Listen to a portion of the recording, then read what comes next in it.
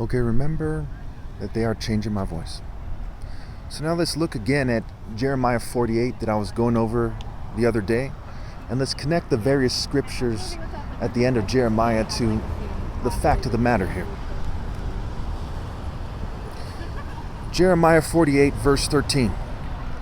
Then Moab will be ashamed of Chemosh, as Israel was ashamed when they trust in Bethel. It's not a coincidence that Bethel is called Bethel. And they say Christ is from Bethlehem. Just like Ra in Hebrew means evil, but Ra to the Egyptians, or to the people who describe Ra as the god of the Egyptians, means God. It means the sun is a symbol of God. A sun is a deity conveying the message of God. The sun is not a deity, but a symbol of God. A sun is a spiritual work of God. Okay, so what it's saying here, when we look at it carefully, is that when you don't interpret the idea of Christ correctly, that you're worshiping the devil. Okay, that's why Bethel was a false idol, and Christ was said to be from Bethlehem. So it's Bet-He-Ham, right? Bethlehem, Bet-He-Ham, right? Champion, See-Ham. So the story is superimposed on what you would think it is superimposed on, is the Royal African Falcon Martial Art Order, right? Beyond Martin Luther King is the martial arts intensity. Right? If Martin Luther King was a martial artist, he'd be a better Martin Luther King. And better than Martin Luther King is the top martial artist ever possible. That is me. And Martin Luther King had said, my eyes have seen the glory of the coming of the Lord. And he was talking about me, the top martial artist ever possible. How can you say we are warriors, men valiant in battle? So it's saying, how are they going to be able to say that they're true warriors, that they're true men who are valiant in battle, that they're true men who fight the good fight of faith, that fight for a good cause? How can they say that, right? They can't say that. They can't say that because they're not doing the right thing. Not because they're not big and strong, or they're not fast, or they don't fight as well as I do. They can't say that because they're not doing the right thing. They're not valiant, keyword valiant in battle. The purpose of battle is to fight for what's right. The purpose of martial arts is to build character. So you can't truly say you're a martial artist if you're not virtuous, if you're not righteous, if you're not just, if you're not good. And you can't truly say you're a warrior who's valiant in battle if you aren't righteous. Goes on to say, Moab will be destroyed and her towns invaded. Her finest young men will go down in the slaughter, declares the King whose name is the Lord Almighty. It goes on to say that their scepter and staff will be broken because they won't have righteousness, moral might. Without moral might, they don't truly rule. They just kind of disgrace themselves and act like control freaks. So we go down to Jeremiah chapter 49, verse 26. It says, surely her young men will fall in the streets. All her soldiers will be silenced in that day, declares the Lord Almighty.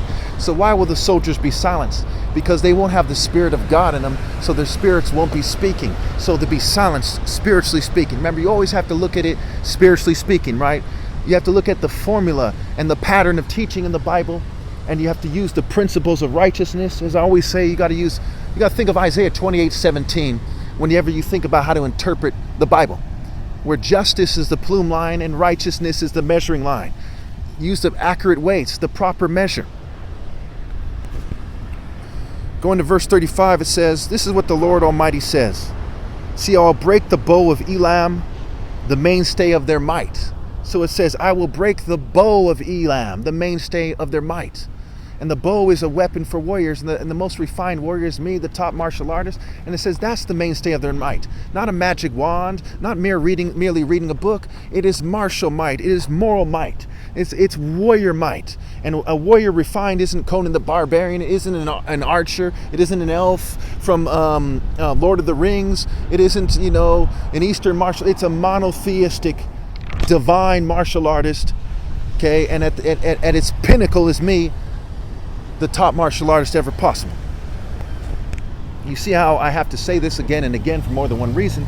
First of all, the people who are passing by, they don't know that I'm the top martial artist ever possible. They don't know that I'm Christ. That martial is marital scrambled and Christ is the bridegroom. So they're confused about what's going on. And some of them, are from this culture or that culture. They don't understand. Some of them think that they should stick their nose up at me. Some of them think that they should pretend to be more important. Some feel threatened by me, not physically threatened, but threatened in terms of their social status. Okay? They think that whatever they're trying to do out of greed, whatever they're trying to do out of selfishness, they think it's more important than giving the most righteous person that ever lived his rightful place. And that's just poor breeding. That's just poor thinking. That's poor. Their mentors have failed them. Their teachers have failed them. Okay, the people who were supposed to raise them better than that have failed them. They don't truly grasp with their hearts and their minds that righteousness is greater than wealth. So they've been let down by their families. They've been let down by their churches. They've been let down by their countries. So that's why it says that the mainstay of their might is martial might. The mainstay of the might of any given group has to do with the warrior of the group. That's why the king wears a sword. And Chemos refers to the king. It refers to the people that are worshiping Chemos, right? They say the people of Moab, right, are the people of Chemos also. And they're also the people of their king. And Chemos is defined by his fruit, by his works. And he is a false idol because he's not righteous. It's not moral precision, universal pinpointed moral precision, which transcends everything else.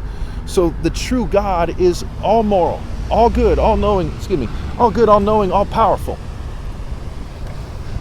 The one true God is morally precise. A spirit has been defined as a dominant characteristic, a prevailing tendency, right? What prevails in a person? What prevails in a group? What dominates that person? With me, it's moral precision. Moral precision prevails in me. Moral precision directs me. Moral precision determines what I'm going to do. And if you're not morally precise, you're prostituting yourself to false gods. That's why the word choice has the word ho in it. See, ho, ice. Because they're going the wrong way. They're following the wrong things. They don't have the heart to do what's right. They waste in their lives. And they were raised poorly, and they waste their lives because they're raised poorly. They weren't raised to put righteousness first, to be willing to die for righteousness, to live and breathe righteousness, to convey righteousness. And so they are prostituting themselves to false idols. You know, when people do that, when say an attractive female does that, she's useless. It says in Proverbs like 11:22, it says a beautiful woman who rejects good sense is like a gold ring in a pig's snout. Again, a beautiful woman who rejects good sense is like a gold ring in a pig's snout. Okay, what good is she? She's not good. She's not even good to put in a sandwich. You know, it is a sloppy, demon-ass, evil person. You see what I'm saying? So it's funny to see some of these people write. Sometimes, not right. Right now it's not happening, but sometimes it does. They'll look at me like, like they're important, that I'm unimportant, and they should just, snob me and sneer me and shun me and persecute me and harass me. And, I kind of shake it off because I'm a very tolerant and disciplined person as a top martial artist. But it's stupid to think that someone doesn't understand that righteousness is greater than wealth and whatever scale they're using. How could it not be? It's they have such a failed philosophy. I can't stress enough the importance of philosophy. If you don't understand the importance of morality, you're not living in reality. The word morality itself is a play on words for more reality. Morality, more reality. So they're living in a state of delusion. And in a state of delusion, they're using the scale of the deluded to pretend they're more important than the most righteous person that ever lived. And it's retarded. When the blind lead the blind, they fall into a pit. In Isaiah 51:4, it says the light of justice.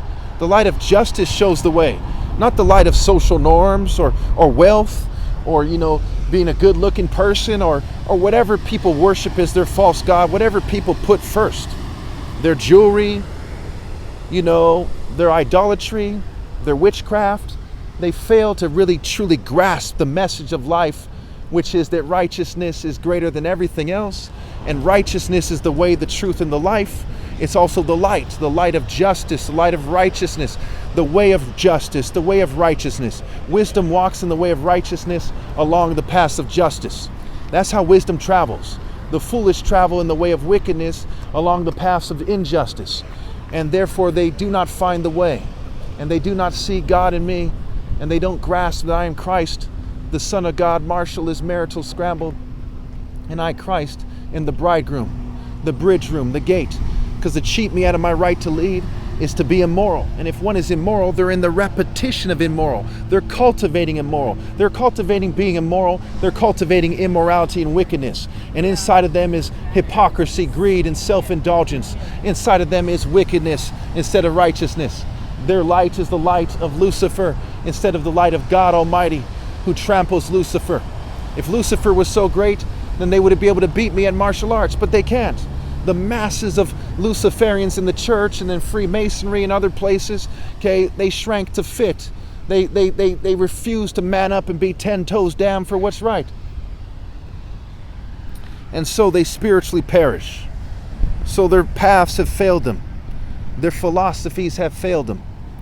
Their ideologies have failed them. So we see in Jeremiah Jeremiah chapter 50, verse 9.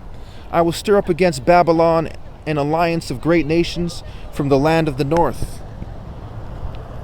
They will take up their positions against her, and from the north she will be captured. Their arrows will be like skilled warriors. So this says their arrows will be like skilled warriors. So what is the spirit that attacks Babylon? It's the martial spirit of God. It's the angels work angles. Angels is a play on words for angles. It's the angles of righteousness waging war against the collective spirit of iniquity, the collective spirit of Babylon. Babylon is a play on words for baby lion, because it's childish to be Babylonian.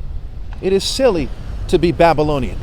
It is a mistake to choose the Babylonian mysteries, because the martial artists of God wage war against Babylon's spirit, because God Almighty, through the martial arts of God, wage war against Babylon's spirit. So Babylon's mystery, the biggest mystery of Babylon, is why people are so dumb as to choose Babylon in the first place. Because nothing good can come from organized wickedness. Nothing good can come from calculated deception. The way is the truth, and the truth is universal. It's like 1 + 1 = 2 in basic arithmetic. That's a universal truth. To lie about that takes you the wrong way. And so it is with righteousness and justice. One has to be honest about righteousness and justice, or they're going the wrong way. And to go the wrong way is to fail in life, to fall out of grace, to fall out of the spirit of truth and justice. Okay. It says that Babylon will be captured, specifically. Babylon will be captured. The whole world is captured because they've chosen to be wicked. It says the skilled warriors will not return empty-handed. It goes on to say, how broken and shattered is the hammer of the whole earth. How desolate is Babylon among the nations. So again, just like I was talking about the other day, how can they say they are skilled warriors that are valiant in battle? They can't. They're not warriors who are valiant in battle because they're not morally precise. Morality must be done precisely. If one isn't precisely just, then they are unjust. To do a half-assed job is to fail to do a just job, is to fail to do a moral job. So it goes on to say in Jeremiah chapter 50 that Babylon's warriors will become filled with terror. It says, a sword against her false prophets, they will become fools. A sword against her warriors, they will be filled with terror. So when we look at martial arts, you see, there tend to be a teacher who's acting like a prophet of sorts, right? He's trying to teach them the way to go. What does a prophet do? They tell you what God expects of you, how God feels about you, what way to go. So they're kind of moving your martial arts spirit, right?